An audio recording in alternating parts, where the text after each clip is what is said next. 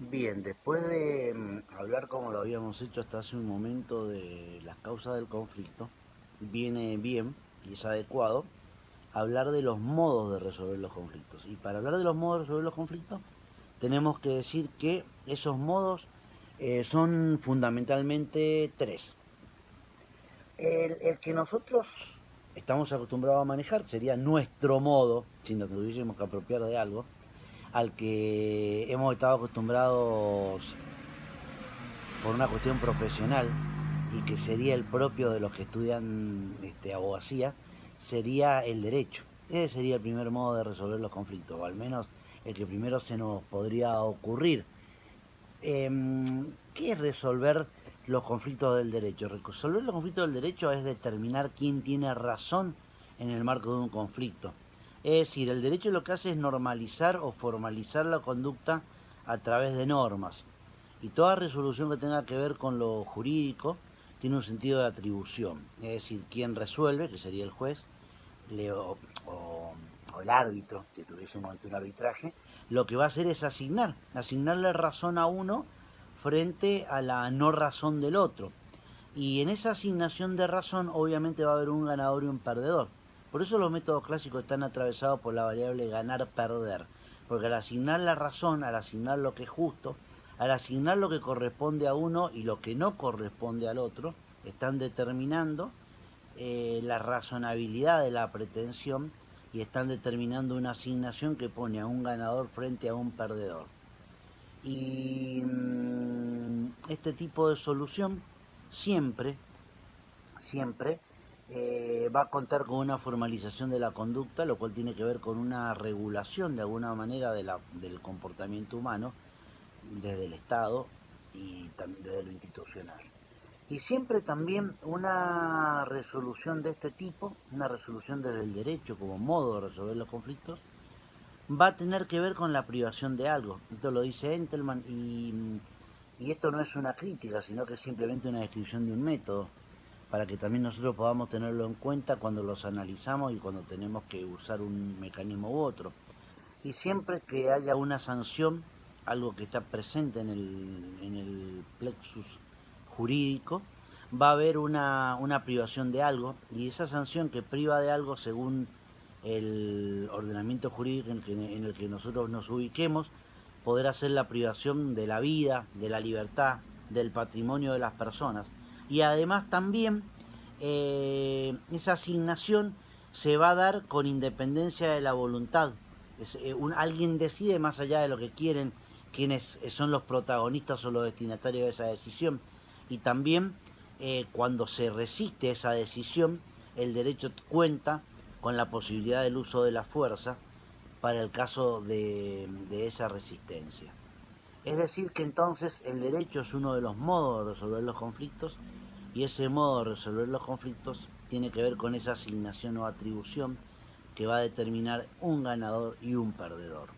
Otro modo de resolver los conflictos tiene que ver con el poder. Y cuando los conflictos se resuelven desde el poder, estamos hablando de la aptitud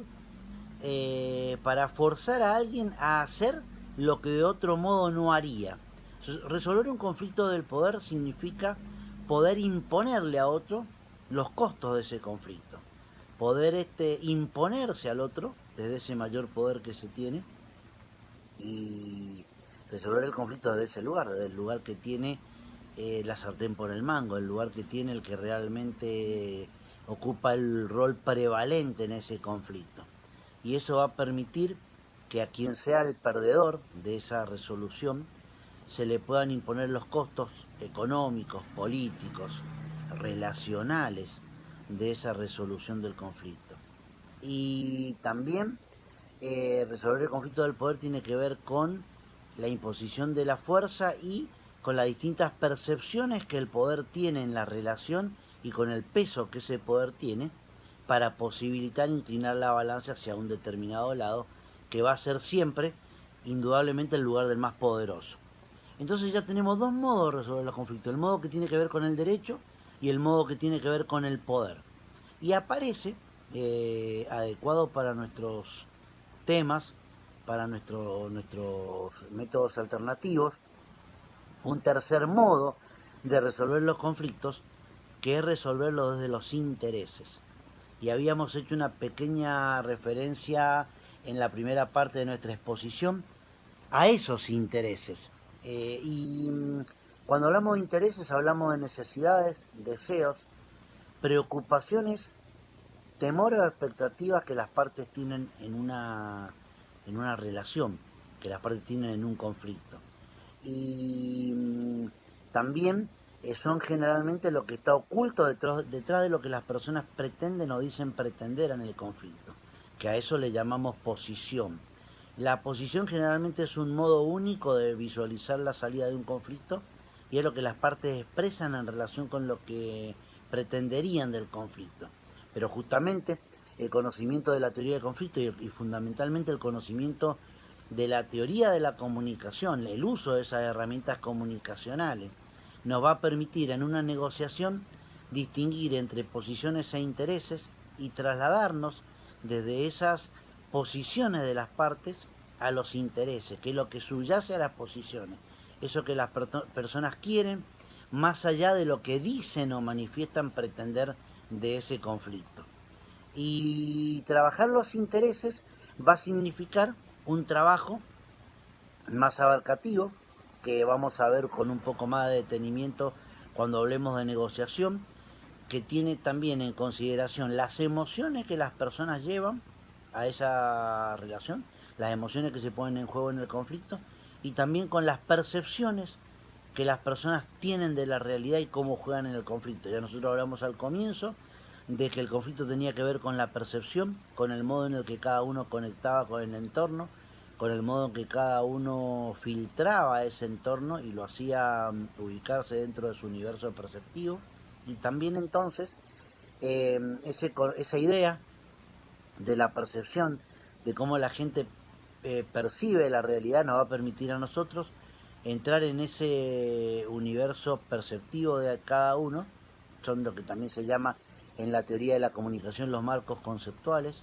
y dentro de eso poder conocer por un lado cómo percibe cada persona, y al conocer, reconocerlo, es decir, de alguna manera legitimar ese modo de percepción para trabajar nosotros desde la negociación o desde la mediación con esa percepción particular y propia de cada uno, entendiendo que al captar cómo percibe a alguien, vamos a tener distintas maneras de comunicarnos con esa persona, y también vamos a poder generar una comunicación más fluida con esa persona una vez que hemos percibido su modo de percibir. Nosotros vamos a trabajar con su modo de percibir desde nuestro manejo de las herramientas de la comunicación y de los distintos modos perceptivos que las personas pueden tener. Entonces, tres modos de enfocar los conflictos: el derecho, el poder y los intereses, los que se han utilizado desde siempre. Y yo, si tuviese que ubicarme históricamente, diría que primero estuvo el poder, que después estuvo el derecho, que después vienen los intereses y el marco conceptual que permite ubicar los métodos alternativos de resolución de disputas. En la conversación que tuvimos ayer di algunos ejemplos, y obviamente que si surgen dudas podrán surgir también esos ejemplos para poder nuevamente graficar lo que acabamos de comentar. Bueno, otro, otro punto fundamental, clave para poder trabajar y considerar la teoría del conflicto, algo que es importante saber, es que todo conflicto pasa por una, o tiene, mejor dicho, una dinámica,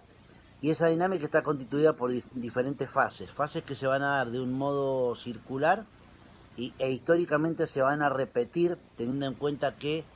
en muchos casos un conflicto determina una relación, y una relación determina un sistema entre las personas que están ubicadas dentro de esa relación. Y así podemos hablar de la dinámica del conflicto, que arranca primero con lo que llamamos el conflicto latente. Va a estar dado por una sensación de malestar, una percepción de incomodidad que las personas tienen dentro de la relación. Cosas que están de alguna manera perturbando esa relación pero que no se han manifestado. Es a lo que se llama también la fase oculta del conflicto. Y cuando eso ocurre, nosotros estamos incómodos en esa relación, pero todavía no se expresó con claridad cuáles son las cosas que nos incomodan de la relación. Aunque en algún momento va a aparecer un hecho que es detonante de esa, que digamos, es lo que hace saltar la tapa de eso que estaba a presión. Y eso es la iniciación del conflicto. Es un acontecimiento detonante que va a dar lugar a lo que se denomina la fase pública del conflicto. El conflicto va a pasar de la fase latente, que es lo que llamamos el conflicto latente, a la iniciación del conflicto, pasando de esa fase oculta a esa fase pública del conflicto, con algún hecho que va a ser el detonante del conflicto, que va a poner el conflicto perfectamente a flor de piel, a conocimiento de los que pertenecían al conflicto, a los que intervienen, a los que son sus protagonistas, y también eventualmente y casi siempre va a permitir que el conflicto sea conocido también por terceros. Cuando se ha dado la iniciación del conflicto, esa iniciación del conflicto va a determinar que los que están inmersos en él buscan de alguna manera resolverlo. Y a esa búsqueda de la resolución del conflicto es lo que le llamamos la búsqueda del equilibrio de poder. Ese poder que se ha visto vulnerado, que se ha visto resquebrajado con el conflicto que fue pasando por las etapas anteriores, nos va a dar lugar ahora a un intento de resolución que va a ser esto que llamamos la búsqueda del equilibrio de poder, para lo cual vamos a recurrir a los diferentes métodos de los que estuvimos hablando, y probablemente las personas puedan transitar para buscar el equilibrio de poder por los distintos métodos, si es que no lo logran resolver en uno solo. Podría ser que las personas primero negocien, podría ser que de esa negociación no surja un acuerdo, podrían después requerir la intervención de un tercero que trabaje con el conflicto, colaborando con ellos, y estaríamos ante una mediación. Y podría ser también que cuando no se pueda encontrar la respuesta propia, ni en la negociación, ni con la intervención de ese tercero que presta su colaboración, que es la mediación, las partes busquen a alguien, un tercero también, que decida por ellos, y podrían perfectamente recurrir al juicio para que el juez les diga qué es lo que corresponde para cada uno y les dé su mirada respecto de la resolución del conflicto. Es decir, que las personas buscan el equilibrio de poder por distintos mecanismos, que esos mecanismos van a estar constituidos por los métodos de resolución de conflictos, ya sea clásicos o alternativos, y que obviamente el conflicto va a terminar si logra terminar adecuadamente, si logra recomponer la relación entre las partes, si logra generar una solución, con la cuarta fase, que sería el equilibrio de poder. Ese equilibrio de poder tiene que ver con esa resolución, y esa resolución se va a dar según el método que se haya utilizado. Si nosotros recurrimos a un arbitraje, va a ser a través de un laudo arbitral. Si recurrimos a una negociación o a una mediación, va a ser a través de un acuerdo. Si recurrimos a un juicio, va a ser a través de una sentencia. Pero también la teoría del conflicto nos habla de una quinta etapa en la dinámica del conflicto, que es cuando de algún modo ese equilibrio que logramos por algún motivo en el futuro se ve requebrajado y nos lleva nuevamente a reeditar la fase del conflicto y a tener que transitar otra vez el intento de solución, con lo que se llama, en esa quinta fase, para tener que trabajar nuevamente en el conflicto, la ruptura del equilibrio de poder. Cuando se dé un cambio en las condiciones, valores o en los derechos que veníamos manejando, y vamos a tener que rediseñar otra vez una gestión que nos permita nuevamente resolver ese conflicto emergente. Entonces, 5 fases en la dinámica del conflicto, que son el conflicto latente, la iniciación del conflicto, la búsqueda del equilibrio de poder, el equilibrio de poder y la ruptura del equilibrio de poder. Y por último, para ir ya dando una mirada más o menos completa de lo elemental que hemos abordado de la teoría del conflicto, vamos a hablar de las actitudes ante el conflicto. Y las actitudes ante el conflicto son comportamientos no excluyentes, es decir, podemos asumir en un conflicto o mientras lo transitamos distintas actitudes. Son estrategias que utilizan las partes durante el conflicto. Esas son las actitudes ante el conflicto, los comportamientos no excluyentes, las estrategias que las partes utilizan durante un conflicto, y van a nacer de 2 variables. La primera la preocupación por las metas u objetivos propios. La segunda, y correspondiéndose con la antecedente, la preocupación por las metas u objetivos ajenos. Y las actitudes posibles ante el conflicto son competir, cuando nosotros priorizamos nuestros propios intereses por sobre los intereses ajenos y tratamos de llevarnos todo lo que podemos sin importar los intereses del otro. Otra actitud totalmente opuesta a la que acabamos de hablar es ceder, cuando lo que tenemos en alta valoración son los intereses o expectativas ajenas y en cambio desvalorizamos, disminuimos los intereses o expectativas propias y entonces vamos a inclinar la balanza decididamente para el otro, lo cual generalmente va a generar soluciones que a la larga van a ser frustrantes para nosotros, ya que vamos a pensar o vamos a considerar en algún momento que somos los convidados de esa relación, que no tenemos peso en esa relación, que en esa relación solamente se satisfacen los intereses de la otra parte y a la larga eso lleva a la frustración personal. Esa sería la segunda actitud posible ante el conflicto, ceder. También puede ser que a veces se intente satisfacer de un modo bastante incompleto, con acuerdos parciales, con acuerdos mediocres, con acuerdos poco creativos, algo de los intereses y expectativas propias y algo de los intereses y expectativas ajenas. Y a eso se le llama convenir. Convenir. Entonces vamos a estar ante el convenir como otra actitud posible ante el conflicto cuando se intenta resolver de manera parcial o incompleta los intereses propios y los intereses ajenos. En cambio, se trata de colaborar y resolver, cooperar y resolver como una cuarta actitud frente al conflicto cuando se intenta resolver en el marco de la gestión del conflicto la mayor cantidad de intereses posibles tanto de una parte como de la otra. Entonces se va a intentar generar un acuerdo creativo, un acuerdo colaborativo, un acuerdo que genere la mayor cantidad de soluciones posibles, satisfactorias para los intereses tanto de una como de otra parte. Y por último, cuando haya un desprecio